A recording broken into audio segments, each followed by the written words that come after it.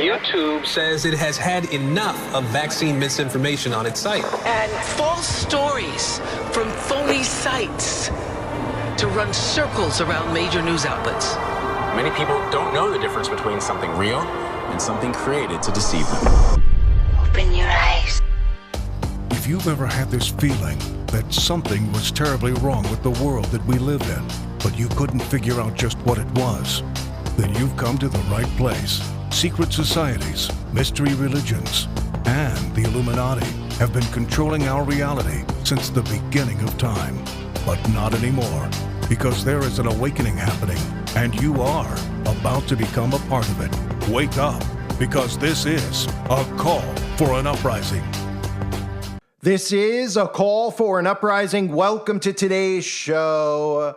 This obvious government operation known as the Minneapolis Catholic Church shooting continues to get more strange and more strange, but also at the same time more expected and more expected, because when the government carries out these operations, they leave calling cards, they leave a lot of connections. There's things that we all can see that those who are completely asleep cannot see. And thanks to a subscriber on the website, Bay Area Superfans, I want to point something out in regards to the alleged shooter and their now deleted Twitter account. So the shooter had a Twitter account called Officer Gas Mask, and their handle was Spicy Cheese Curd. And one of the things that they reposted on there, interestingly enough, which was posted in the forum, again, by Bay Area Superfans, was this very disturbing clip, very much out of the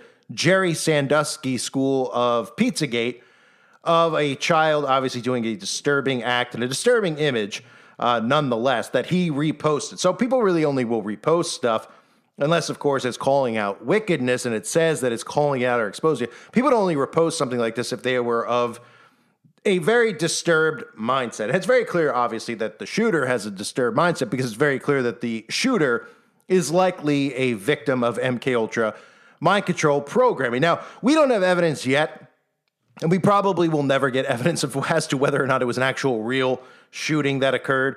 I mentioned in my video that I did on the actual shooting that we've gotten to a point where we don't even know if it's a false flag or a psyop anymore, because we get no evidence presented to us. We're just told that stained glass windows were shot. We don't know of the victims. They give us some stories with some CGI, some artificial intelligence imagery of some of the victims, and everybody moves on. There's really no funerals that ever really occur, because otherwise people like us might actually show up at the funeral and try to investigate and see whether or not the people actually existed in the first place. But nonetheless, Spicy Cheese Curd was the handle on Twitter of the alleged gunman who posted that disturbing act, which looks like something obviously right out of PlZZAGATE, right out of Jerry Sandusky's playbook. And I want to bring up Tim WALZ. You might remember Tim WALZ, right? Tampon Tim, they were calling him during the fake election period. He is a guy who is putting tampons in the men's room. This guy is as low as they possibly get. You might remember this infamous speech that he gave where he talked about not believing in free speech had affected democracy and misinformation, but of course they're the ones who decide what's misinformation and what's not. So when you call them out as being Freemasons and members of secret societies and guilty of committing treason and in bed with government corporations that are really government corporations, all affiliated with DARPA, well, these guys call you misinformation. You might remember this. I think we need to push back on this. There's no guarantee to free speech on misinformation or hate speech, and especially around our democracy. Right. So that was, of course, a very interesting point that he made. As we've heard over the years, these people are telling you what you can and cannot say, all in the name of misinformation, but nobody ever tries to figure out what's actual fact and what's not. Because, again, if we look at what's misinformation and what's not, everything we've been told our entire lives is real, legitimate misinformation. We've been taught lies our entire lives. These people obviously peddle lies. They're the ones who peddled COVID on all of us. WALZ was one of the guys that literally had army tanks driving down the street and military men shooting paintball guns at civilians if they weren't following curfew orders, as you may remember. But you also might remember this as I get into this whole bizarre post that he made right before the shooter with that bizarre Twitter handle name actually carried out the events, or supposedly carried out the events. You might remember this during the vice presidential debate last year, where on national television he talked about being friends with some of the shooters from Sandy Hook. Why? Yeah, I sat in that office with those Sandy Hook parents. I've become friends with school shooters. I've seen it. Look, the NRA, I was an NRA guy for a long time. Yeah, I sat in that office with those Sandy Hook parents. I've become friends with school shooters. I've become friends with school shooters. So sure, you might say that's an accidental slip, or more like a Freudian slip of the tongue, where we know how these people operate, because we know most of these shooters don't exist in the first place. We know that obviously all of the actors involved in Sandy Hook had to go to court with Alex Jones to try to prove that they weren't actors, even though they have IMDb pages, even though these people were laughing hours after their children were supposedly shot and executed, and then pretended to cry to all of us in America on the television set, show us drawings and cartoons, or what drawings and pictures, I should say, of what the kids were drawing that morning before they went to school. We all saw the entire charade that went on. And then they initiated the gun grab, of course. But Tim Walz has openly told us that he's friends with some of the shooters. So I find it pretty interesting that 2 days before what we can clearly look at as a mass government operation, especially based on the amount of coverage that it's getting, even in liberal media, talking about a shooter going after Christians and Catholics and a church. This is all to bring about, obviously, not just red flag laws, but also AI governance surveillance, which is a big thing, which I talked about in my Melania Trump video. But this was something that he posted. Pizza, cheese curd, tacos. Enough said. So let's just confirm here. 2 days before the shooting, he happens to be at a fair. This is all coincidental, remember, because we live in a world of coincidences. So he's there, he's at the fair, and he's talking about pizza, cheese curd, tacos. Now remember what pizza means. The affiliation with PlZZAGATE and pizza and pedophilia and little girls and all those food code words that they've used over the years, like tacos and hot dogs. This is what he tweeted out 2 days prior to a shooting that occurred, supposedly, at a Catholic school. And again, the handle of the shooter was Spicy Cheese Curd. Now, if you watch this video, this was uploaded to his Twitter account. It's a very strange video. He constantly is just saying pizza, cheese, curds, over and over and over again. It is almost like he's trying to single what we would look at as a Manchurian candidate, because if you understand how all this stuff works, most of these people who are Manchurian candidates are victims of trauma-based mind control. They are identified by local or state psychiatrists as suffering from multiple personality disorder. And that's, of course, a cover for satanic ritual abuse and people who are put through satanic ritual abuse and who are suffering from having altars inside of their mind that people like Tim Walz and many of the people in Hollywood and in our government can actually activate these Manchurian candidates by using signal terms. So it might sound like a conspiracy to you, but it's actually not, as I'll show you after the video. But this is the bizarre video that he uploaded that we're supposed to look at as, one, coincidental, two, as this quirky type of humor, where the shooter's handle name, let me just remind you, the handle name, again, is Spicy Cheese Curd. And here he is going on and on and on and constantly saying the term cheese curd over and over again in this video that he uploaded to his Twitter account 2 days before this shooting. Pizza, cheese curd, tacos. All right, here we go. Pizza, cheese curd, tacos. Hey, Minnesota. Pizza, cheese curd, taco.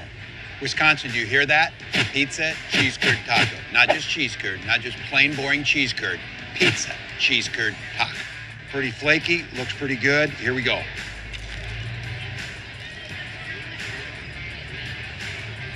Yep, that's a winner. You can taste the cheese curd. Plenty of tomato sauce in it. But I have to tell you, the tortilla around it, this is solid. Right here, folks, cheese curd tacos. It's really good. Oh, that's a good one. Backside bite. The shell. Yeah. Cheese curd taco. Who are these guys? Did you have a cookie? Good to see you all. Where are you from? Nice. Favorite thing? Oh, John Slide is great. You know what I did a couple years ago? I didn't do it this year. That slingshot thing. It's terrifying. Think about it. Oh, that's fun too. Thank you, guys. Such interesting. That's the governor of the state of Minnesota where the shooting was actually carried out. He even says some really just some weird backside bite, he says, in regards to biting the taco. Think about that. If we're thinking in terms of PlZZAGATE and pedophilia and trauma-based mind control, backside bite. talking about eating a taco. Now, I've eaten tacos before. I've never even heard of a backside bite before, what that would even mean. I mean, taco's the same on both sides, but he says backside bite. So there's innuendos in that video, and that video does not come across as normal or entertaining or anything along those lines. So I want to bring up this video that I've covered I believe in 2024, about Bennett Braun. Bennett Braun was a psychiatrist who was debunking what was known as multiple personality disorder and telling people out there that a lot of the people who had it were actually victims of trauma-based mind control through satanic ritual abuse. Now, in today's culture, if you say satanic ritual abuse, you automatically will hear satanic panic because the government had to create that. They created that so people out there wouldn't realize that people who are suffering from alters and all of these mental disorders are actually victims of not just sexual abuse, satanic ritual abuse, which I've covered many times over the years. Bennett Braun, who this video clip I'm going to show you is from a video called The Search for Satan. And it talks about the altars in the minds of victims of satanic ritual abuse and how they can activate certain altars, including Delta being for homicide programming. Now, this clip I'm going to play for you, keep in mind, the documentary that's out there is not to promote satanic ritual abuse and actually expose it. It's to do the opposite. As you'll see with everything out there in regards to satanic ritual abuse, they always try to debunk it. They always put propaganda out there saying that people who talk about satanic ritual abuse as if it's real are promoting a conspiracy or promoting misinformation, but it couldn't be further from the truth. As we know, believe the opposite of what they tell you. But there's actual key information in this documentary that's trying to debunk it, that talks about the altars in the minds of some of these victims of satanic ritual abuse who have seen things like cannibalism, been involved in sexual rituals, who then put up walls in their mind. Then they disassociate. And these handlers are able to create altars in their mind, and they're able to activate these altars. And that's what I'm getting at in regards to Tim Walz. Now, is it actual fact that Tim Walz activated his altar? No. I can't prove that one way or the other. I'm showing you what is obviously a very bizarre situation where the handle name for the actual shooter aligns with a tweet that Tim Walz, the governor, posted where he's constantly talking about pizza, which we all know in regards to PlZZAGATE and the reference to pizza and what they're actually talking about. When we see all these celebrities creepily, devour pizza, sexually eat pizza like Miley, the Virus, Cyrus, and everybody else out there. It was a very strange post. And as you saw in that video clip, it was very strange how he just kept saying it over and over and over again about specifically, cheese curd. It's not a regular cheese curd. It's a different cheese curd. It's a piece of cheese curd, right? And if you know anything about activating altars and Manchurian candidates, well, you say to yourself, yeah, it's almost like he was giving him some type of a signal. Now, again, I'm going to play this clip for you now, and I just want you to hear about how these people have altars built into their personalities that they don't even know exist, and their handlers are able to activate them. 2020, the Geraldo Rivera Special. By 1988, when Geraldo Rivera's highly rated special on Satanism was broadcast, satanic ritual abuse was considered who firmly believed that many of their patients were survivors of satanic cults.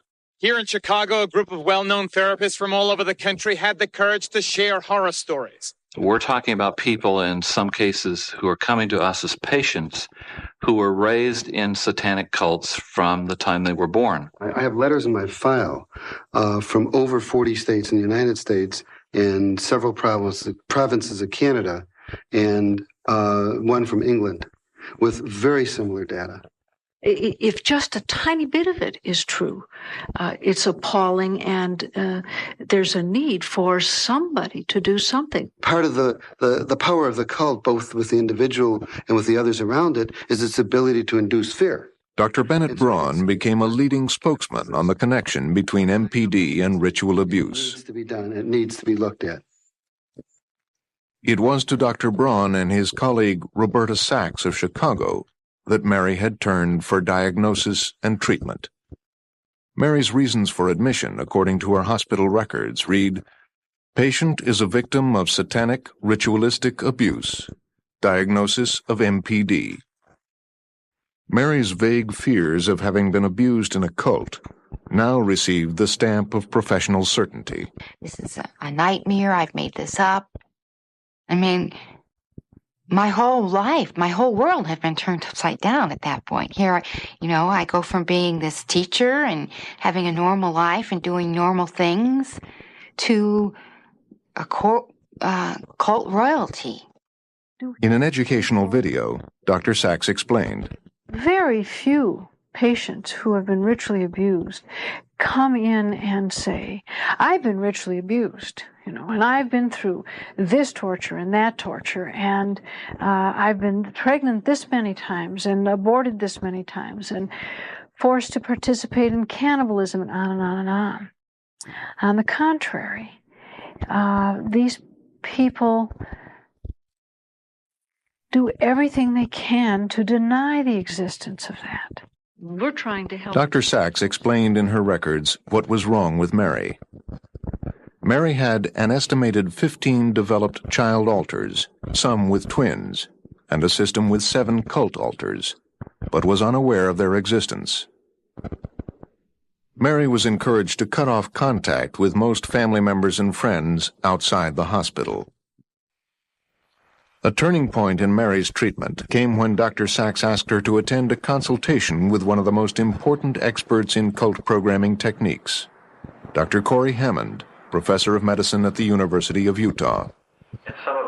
Dr. Hammond lectured often on the origins and practices of the cult. Use a very, very systematic brainwashing that comes out of experimentation from Nazi doctors and experimentation in the intelligence community with mind control research, and involves medical technology and is very, very sophisticated and is systematic. In one of his lectures, not available to the public, Hammond described his theories about the origins of satanic cult programming, starting with a Jewish collaborator in the Nazi death camps. His name was Greenbaum, alias Dr. Green. Some of the people then doing the mind control research were Satanists, the Nazi doctors. And they have used all the technology. And in fact, the kid who came over, whose name was Greenbaum, changed his name and Americanized it to Green, and got an MD in the state of New York and became known as Dr. Green. And he's at the center of this process, and is still around. He's around mid-60s and still alive. According to Dr. Hammond, Dr. Green developed a secret code based on the Greek alphabet, which the cult used to program its members. Examples: Alpha represented general programming. Beta was sexual programming. Delta was the program for killing. Gamma was the one that therapists should look out for. It was a deception program, teaching misinformation and trickery. Dr. Hammond evaluated Mary. Is there any part of Mary who knows anything about alpha, beta, delta, or theta? He hypnotized me and put me in trance, and then he asked me about the Greek alphabet and asked me to name any of the Greek letters of the alphabet that I knew, and I named a few. And then he asked me for the gamma erasure code, and I didn't know what he was talking about. Mary remembers being told that her gamma program was still active. That meant she was still loyal to the cult, and possibly a danger to the staff and other patients. But I believe that quite a few of them that we're treating are still involved in cults, and that we should not be treating them if they are. So again, that's from a documentary called The Search for Satan, and it tries to debunk satanic ritual abuse. So you need to watch it with, in an alert state, understanding what they're trying to do. Because again, we know that these demons constantly try to debunk all the stuff we've all exposed, right? They still try to debunk the COVID shots, which should be enough for people to say, yeah, they were telling us that COVID, was a real disease and everybody needed the vaccine to save their lives. And it turned out that people got it, got very sick, got long COVID, people dead, right? Still haven't come out and admitted to it. Same thing with satanic ritual abuse. They just constantly just say, no, it's not real. Christians make it up. It's not a real thing. It's not a real thing, right? And there's actual evidence, if you read a lot of the books out there, which I've read on this channel before, or some of my channels in the past, about satanic ritual abuse from actual psychiatrists who have had people come into their office, like a regular psychiatrist who has been able to use psychotherapy and other means to bring these alters to the surface. And we've all probably, most of you probably have heard some of the stuff I've done on Russ Dizdar, who has done a lot of, who long has passed now, well, not long, but passed away a few years ago, who would try to do exorcisms, like real ones, not these fake things that you see on TV, but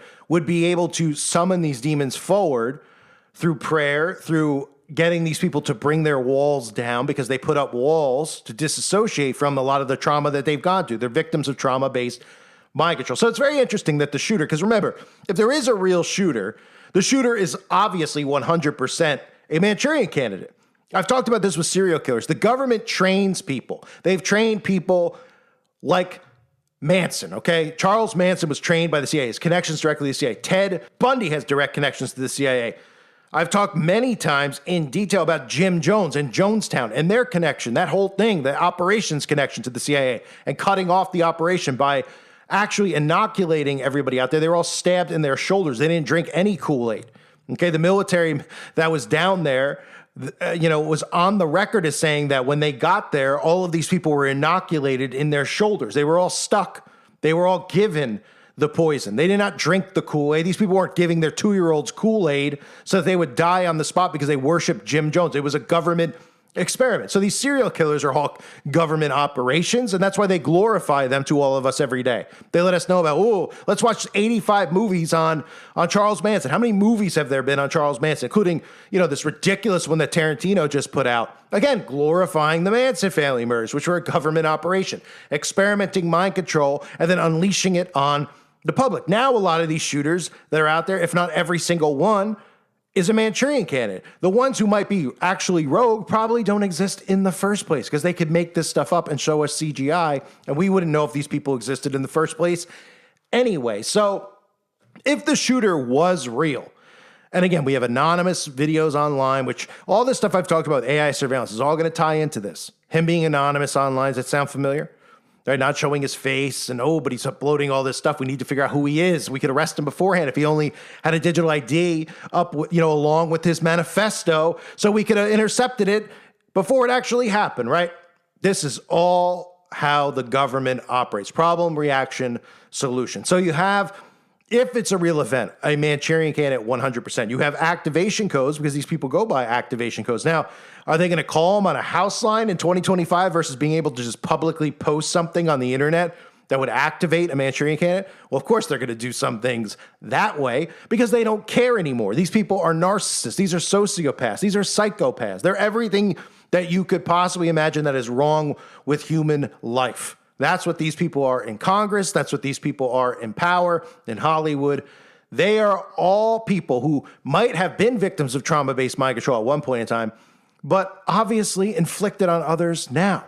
So a lot of these kids who are groomed, they're trained to do this to their generation of children. And do I feel bad? No, I don't feel bad for the people who continue this awful trend of doing this to their own bloodlines. This is how Satan and his minions operate. So back to the main story here. I'm sure it's just a coincidence. I'm sure anyone out there that hears this will say, oh yeah, you're reaching, grasping for straws. Am I? Spicy cheese curd. Everybody out there has been trained about Manchurian candidates because I haven't seen the Born Identity movies, but I know what they're about. And I'm obviously well versed in MK Ultra and all the CIA operations. But most of these people have seen the Born Identity movies. They're very, very popular. So you'd think they'd see that and say, wow, the government was really doing this stuff? Yeah. And they use trigger words to activate people? Yeah.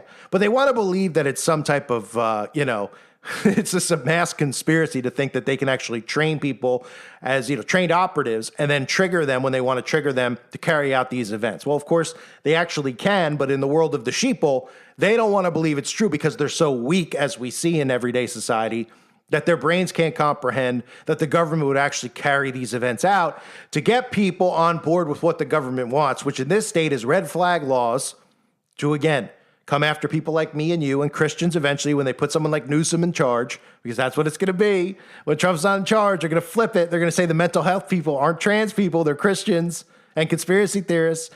And all the liberals are going to go, yeah, let's do it. And all the Christians are going to go, wait, what did we cheer for? Because we were, too busy being distracted with all the nonsense the alt-right media talks about every day, like igniting people into the trans psychosis, mental health thing, which of course is true. Like I said, if you're trans, you're by definition, you have mental health problems and you need help.